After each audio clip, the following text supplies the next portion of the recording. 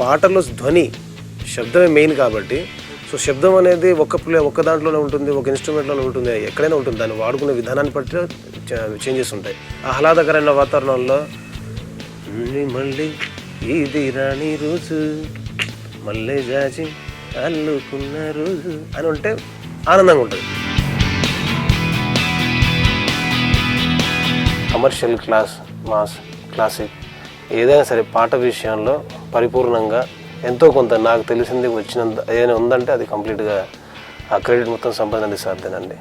Sir గురించి చెప్పాలంటే నా వయసు సరిపోదు, నా అనుభవం సరిపోదు, నాకున్న అర్హతలు సరిపోవు. I've always wanted to know this. Me last name, what is the secret? గూగుల్లో కొట్టి చూసాను ఒకరోజు. లేదు, ఆ పేరే లేదు ఎక్కడ. చూపులతో దీపాల దేహముతో ధూపాల చంపేయకే నన్ను చంపేయకే.